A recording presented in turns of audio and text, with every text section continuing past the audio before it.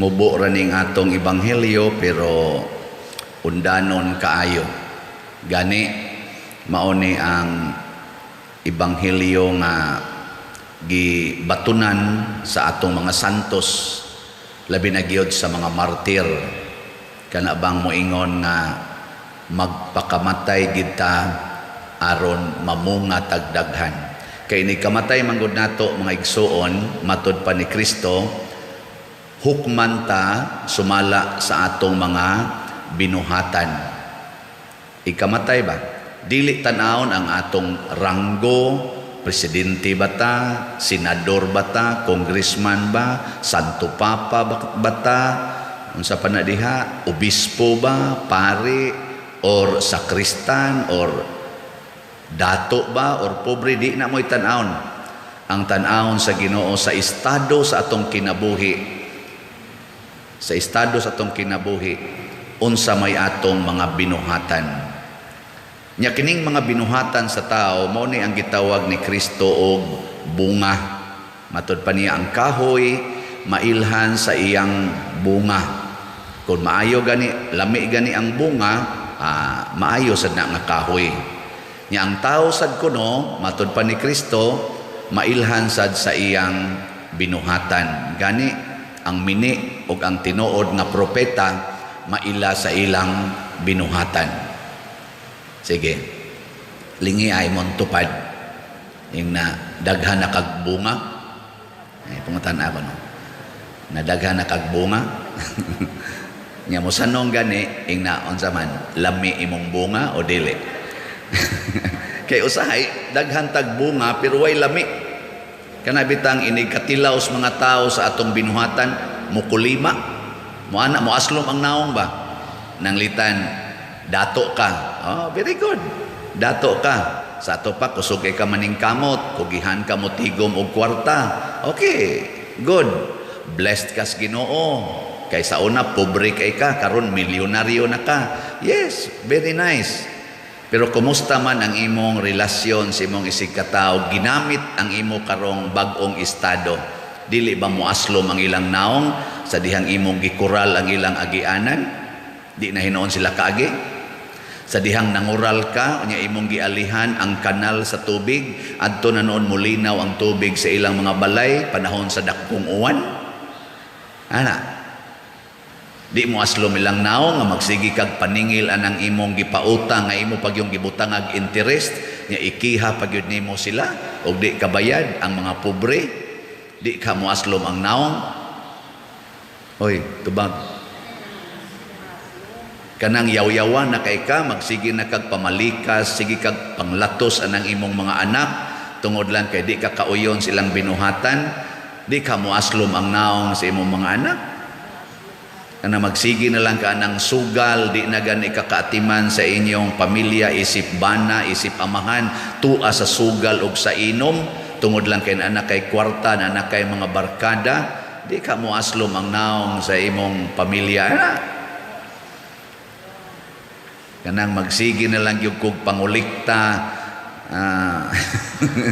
Unya, ako yung nindoton kayo ang akong bulsa, burot na kaistanan. Unya, ang ako mga kauban din is parokya na nagluspad ang naong. Di ka mo aslom ang naong anas parokyano. Kumusta man? Ni aslom inyong naong din o ninindot? Di lang mo bakakon, okay kayo. Ano? O na ang bunga. Matud pa sa unang pagbasa, sige, nindot na atong bunga, pero dili pa din na igo. Kinahanglan daghan ang bunga. Daghan. Muna ningon si San Pablo, ang nagtanom og jutay, muani rasad og jutay. Ang nagtanom og daghan, muani sad og daghan. So, tanom gyud. Nya matud pa dinhi sa atong tubag sa Salmo. Sa kita tong tubag sa Salmo? Bulahan ang tao nga maluluyon ug nagpahulam kanila nga nagkinahanglan. Ingka pader naaman lagi nagpahulam. No. Yung ka, okay ra gid na magpahulam. Okay man, o may problema, ay lang paningil. Moro may giingon ni Kristo, kung kamo magpahulam, ayaw mo paningil. Pasabot, o mubayad siya, okay. O di sad mo bayad, aing na dayon. Kaluyan lang. Mo nagapares ning maluluyon. Kaya maluluyon ka, di jud ka maningil. Nya, inyo nang sundon. So ang pagtanom dahil sa atong kaugalingon, mao day ang pagpractice sa gugma, kaluoy, o pasaylo. Kining tulo, at least kaning tulo, gugma, kaluoy, o pasaylo, mao ni siya ang atong praktison, aron ang atong kaugalingon matanom, o mutubo, o mamunga, diha sa kinabuhi sa atong isig katao. Kay di man pwede itanom atong kaugalingon dias minteryo. Kanang minteryo lubngan na di na tamnanan. Asa man nato itanom ang atong kaugalingon diha sa atong mga isig katao. Ang atong kasing-kasing mao ni siya ang tamnanan. Sige, lingi ay mong tupad. Ing na akong itanom ang akong kaugalingon diha nimo, sugot ka? Sige, ing na akong itanom akong kaugalingon diha nimo, sugot ka? Oy, sayop na siya. Dili man kita mo idawaton ang pagtanom sa atong kaugalingon ngadto sa atong isig katao, mao ang pagdawat nato sa atong isig katao nga way reklamo, way kondisyon, way bati nga huna-huna. Kanabang gitawag og total acceptance. Matod pa ni Kristo, love your neighbor as yourself. Kanabang isipon nimo, lahi kayo no? Sa magtanom tag binhi, ang binhi mo'y atong itanom si yuta, ang yuta mo'y mudawat sa binhi. Pero ang kuan di ay sa atong relasyon nga mga tao, ang ato dayang buhaton, kita mo'y mahimong yuta. Kita'y mudawat og una sa atong isig katao. Sa ato pa, sila mo'y atong itanom sa atong kasing-kasing una aron matanom sa ta sa ilang kasing-kasing. Mao na nga niingon si San Francis of Assisi, di ba naam nay kanta nga sa ta, teach me to love than to be loved, to wish to love than to be loved. Na ba to na? To understand than to be understood. Sa patong usa. Kay it is in loving that we will be loved, that we get love. It is in pardoning that we will be pardoned. Di ba? Kita gi mag-una. Sige. Usbat to ganiha. Lingi ay mong tupad.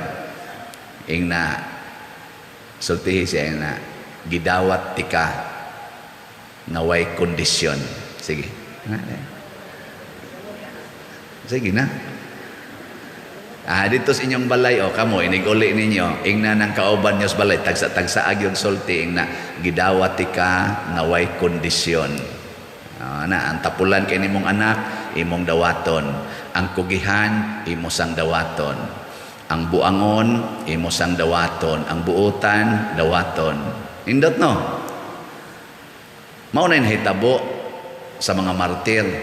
Kani si Saint Lawrence or si San Lorenzo nga martir, sa dihang giasal na ni siya, nagsigi siya pakatawa, kasigi siya joke-joke basta nag-asal niya. Kanapitang gibunog na kag maayo, nya gigapos na ka, gitungtong na kaskayo nga purting dakua kanang gitawag og gridiron ba na ang pagtawag ana pronunciation o gridiron, kanang bang murag aslanan ba, nang barbecuehan bitaw nga dako. Nya gipuno gyud kayo, nya gipahigda siya didto, gasigi siya pakatawa sa iyang mga, sige siya smile, cheerful kay siya sa nag-asal niya. Kamo, makahimo mo ana? Uy. Ambot lang. Kasi makahimo na to ana. Kanang giasal na ka, nya magsigi ka pong kag-smile sa nag-asal nimo. Unya kay nalingaw man ang nag-asal niya. Nalingaw og sugal-sugal, tabi-tabi, gibiyaan siya dito ba? Kaya wa man sad siya lihok-lihok, di man sad siya kanang sabaan, wa sad siya magsagit-syagit, wa maglimbag-limbag. Naka-feel siya nga luto na kayo ang iyang buko-buko. Wa pa masad siya mamatay. Luto na kay iyang buko-buko. Mo tong gitawag niya ang nalingaw man, ingon din siya, "Brad, murag luto naman kay niya akong likod, balihan ako." Gipabali niya. Di ba ang sugo ni Kristo niingon raman, kung sagpaon imong pikas aping ipasagpa ang pikas, hasta sa di ay nang isugba ka, ipasugba sang pikas. Nga siya gasulti ani cheerfully, matod pa sa documentary sa kanini ang historians. Cheerfully iyang giingnan ng iyang mga nagluto, nagsugba niya, "Balihan ako kay luto na kayo ng akong likod." Ug hangtod siya namatay. Pagkanindota. Hunahuna ako no kung ang tanang mga tao sa kalibutan ingon anig batasan, maggubat ka ha? Wa gyud. Hunahuna ako no kung kabung tanan diha sa pamilya ingon ani og batasan, gubot kang inyong pamilya? Pastilan dili gyud. Hunahuna ako no dinhi sa parokya ingon anig batasan ang inyong pari. Nindot kang parokya? Perting nindota? Hunahuna ako no ang atong nasod ingon anig batasan ang atong mga leaders. Nindot ka ha? Pagka ninduta. Di abitay kausaga ang nagsigig yung kuan baga sigig yung daog-daog ko di pa ko to pare. Gadaog-daog na ko bagi misunderstood yung kog maayo, gimaritis pa kog maayo. Sus ang resulta kay nga may gathering nga siya maoy nagpasiugda. Nya obliged man ko muadto kay usaman ko sa mga members atong maong organisasyon. Di ningadto ko ang akong naong kusmod kay tanan. Inig sulti niya pasiaw-siaw pa siya dito. Adi jud ko mo katawa Maana ra jud pakita ginako nga akong naong isog kay tanan. Di ba naamtay nga ana? Para gud aning ako dinhi mga staff na may maglagot na ko usahay. Nga inig pangaon ako ngari mo, duko lang ginagkaon, di gina magtingog. Di gid magpakatawa-katawa ko or na ako isulti, di ra na magtanaw. Nya usahay pa ipakita pag yun nga matug, tugtog. Ana. Kay galagot di ay. Ana una. Pero sa aning nahitabo karon nakaingon ko wa gipakita bisag gamayng semblance sa kalagot or paghisgot ni adtong maong kuan. Pasaylo ako ninyo nga ako ning gisgotan. But wa ko moingon nga mao na gid ni ang perfect.